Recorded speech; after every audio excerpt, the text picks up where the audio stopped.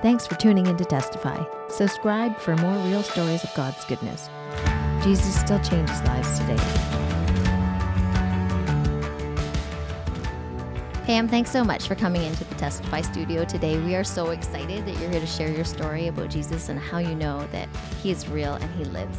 Thank you, Trixie. I'm so happy to be here. So just for us to get to know you a little bit, tell me about how you grew up. I grew up on Hamilton Mountain, part of Stony Creek now. And I grew up in a family of 4 kids. I was a twin. Okay. One of the You last were a twin twin? daughters, Oh, yes. okay. And Are you the younger twin or the older twin? I am actually 7 minutes older. Oh, that 7 minutes matters. It does actually. And so we grew up on Hamilton Mountain, and we attended churches that were below the mountain. That's what we said in those days, because there weren't many established ones on the mountain yet. Right. And just to clarify, in Hamilton, when we say mountain, if you were from Colorado or if you were from BC or something, it's really just a hill. Yes, it's a hill. It's a part of the escarpment. Yes. And so it's just local slang to call it the mountain. Yeah. And so, yeah, that's right. And then how did you come to know Jesus? We attended Delta Tabernacle for many years, and I had an opportunity after Sunday school one morning when the teacher asked if there was anyone who wanted to let Jesus in their heart, and I put up my hand, and that's the day that I found the Lord, and I was 8. And it continued on in that life for a long time. I was baptized at 16 and Beautiful. decided to have a career in taking care of people with physical and developmental disabilities Okay. for many years. Okay. So just leading to a life of service. I would say that's true, yes. Okay. So then in high school, it's pretty much a normal thing. And then what did you do when you started your career? Did you have a family yourself or? So right out of high school, in those days, your parents would say you can either work or go to school. And so I decided to go to college. And I was in college by the time I was 18. Okay. And in those days, it was called... it's called now a developmental service worker. Right. And I spent the next 20 years caring for people. Okay. And it was wonderful. It was a wonderful, wonderful career that I had. And I got much joy and much fulfillment out of doing that kind of work. Is there one moment that sticks out in your career? I know there's probably many, but is there one moment where many. you just you felt like there was one particular group home I worked in, and there was one client that was very isolated and very to herself, and I spent time concentrating on getting her out and doing crafts with her and walking with her in hopes that she would become more of herself. And one day when I had a friend pick me up after work, she came out and she said, "That's Pam." And he said, "Yes, I know it's Pam." No, that's Pam. And so it helped me to understand that I was as precious to her as she was to me. And many years ago, but I still remember her often. Yeah. And she really in that one moment, she basically said like, "Hey, this is Pam, and she matters." Yes. Right? She matters. Yeah. Yeah, I miss her. Okay, and then, so did you get married then, or like what was your home life like? So I married a gentleman who was from a youth group. Okay. And we had a life together. Sadly, I found out in an indirect way that he had a separate life away from me. I worked night shifts working with the people in the group homes and such. And while I was working, he had other people in our home. Oh. And I found out by finding a secret cell phone that he had kept to communicate. So we tried counseling. We tried very hard to work things out to see. That was our belief. He was a Christian man as well. And sadly, on a day that one of my very precious clients had passed away, I found out that one of his relationship had not ended, and it had gone on for more than a year. So at that time, the Lord plucked me out of that situation. Yeah. I was just about to ask how are you here How am declaring I here? the Lord's goodness after being His that faithfulness. betrayal? Yeah. It was a very difficult time, and I left pretty much with one chair and my clothes and one cat, and had my own little apartment. And I began to ask the Lord, what is happening? Yeah. You know, I've followed you all these years and I've done things your way. What is happening? I don't understand. And in the church that I had attended, they had advertised a group called Divorce Care. Right. And it's very specific for people who are going through divorce and separation, to find out biblically, how do you recover? Yes. How do you take another breath? And so while I waited for that to begin, it often runs in September, the Lord became so real to me in his word. He told me in Isaiah 54 that he is my husband. He told me in Psalms 45 that I am his royal daughter and he delights in my beauty. He told me in Zephaniah that he sings over me. He rejoices over me. And so many in Hosea, and reminded me in Exodus that the God divorced Israel. Right. So he understands what I was going through. And at that time, it was June 2005, I think. I just totally surrendered my life to him. And whatever he wanted from me and from this situation, that I would be willing to walk it if he really was my husband. Yeah. And because you were alone. You were just your Completely. very meager possessions, you know, and your cat. Yes. And actually the blessing of having your cat, because you had probably someone to talk to even, and just to That's true. navigate. She was company. Yeah. That's true. And then the Lord brought himself to you. He did, in so many ways speaking to me when I was doing prayer walks along Hamilton Brow. There's a beautiful area there that I used to do my prayer walks. On buses, I would listen to worship music. So many different ways he became so real to me. And when I attended, pardon me, divorce care, Right. It's a 10-week rotation. The first one, oh my gosh, I was just broken. It was so hard, but I was there with other people who were going through the same thing and who could understand. And it taught to you about why your emotions are so crazy and how to help your children and how to walk single faithfully. You're in a celibate life now. What does that look like? And so I did that for those 10 weeks, and then I helped to lead it for a next rotation.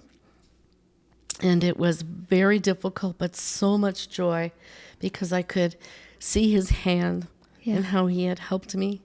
And through that, divorce care, I have one of my very best friends who's been a friend of mine for 20 years. And one of the gentlemen, because it's men and women that attend together, that's how I found out about the church I attend now. Okay. And so I've been involved in my church that I attend now. It's been 20 years. Wow. Praying with the pastor on a regular basis. And I went through Alpha. Yes. Awesome. Right. Alpha was such a healing thing for me. And so the Lord, even as my husband, he directed my schedule so I could have Monday nights to go to Alpha. Right. All these things came about. If I said, Lord, I'm going to go to church, you got to cover the bills. Yeah. I'm not going to work Sundays. Yeah. And he did. I always had enough. Yeah. So I just, I love that image that you give of how the Lord was walking with you from a young age. And then you were brought to a place of kind of like separation and loneliness, you know. And then he gave you his presence. Yes. And then from there, from that presence, then he began to build you back up again. So it sounds like he enabled you to build up others as well. It has been a remarkable time time, he reminded me in Joel that he is going to restore me for the years that the locusts have eaten. I sold myself out for tithing, and every time, and I've never needed anything. He is so true to his word in Malachi about tithing. I didn't know how I'd pay the bills, but I had more than enough to give to someone. He's gave me a position in a company where I was able to save enough to send people on mission trips. So they've gone to Guatemala and Haiti and India and so many places, and it's all to the glory of God. Because he provided it. Yeah, like especially now, probably now and back then. I mean, there's so many that struggle with the bondage of being a young family and being strapped, and then all the financial pressures that come with that. And I just hear you saying how when you were releasing these things and the Lord just kept showing you this kind of freedom from this bondage and in the way of being stressed because of finances, because he really is providing for you. That's very true. And it's his job. Yeah. My job is to tithe and trust and walk in obedience, and it's his job to provide. He's my husband. He's my covering. And so about 10 years later, I walked with him so closely for 10 years and had such a wonderful opportunity loving on people. And the Lord kept bringing people to me that were going through separation and divorce. And I could say, this is why this is happening to you. This is why you're feeling like this. This is why you're not eating or sleeping or... Right. I can help them. And then 10 years in, the good Lord put it on my heart that it was time to put my toe in the water and see what would happen. Right. And I met a gentleman from a church in Burlington. What are the chances? Very close by. And he knew from day one when we had our first date in a coffee shop.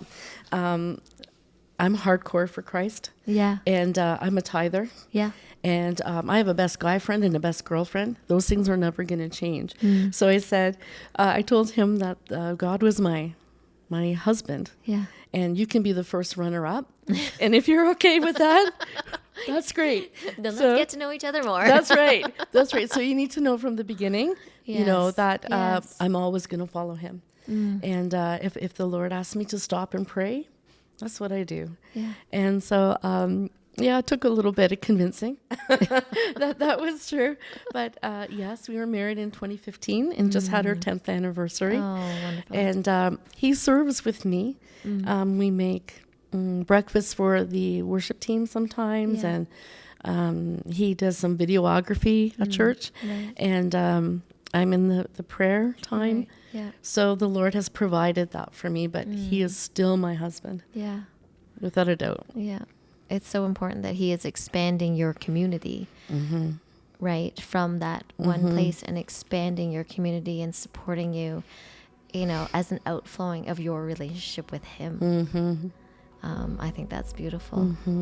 If you were to talk to one person right now and let's say a young woman who is really struggling, you know, in her relationship, after all that you've been through serving people in your job physically and then serving people on a practical level through their relationship struggles, through their financial struggles even, and you had some time with this girl, what would you say? I would tell her that Jesus says, and Jesus said that she was to die for. And then he did. Yes, Lord. And he rose again.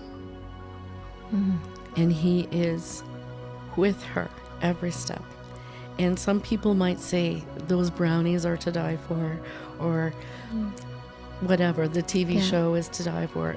But this man, Jesus Christ, the Son of God, said that you were to die for. And if you were the only one here on the face of this earth, you would have been worth it.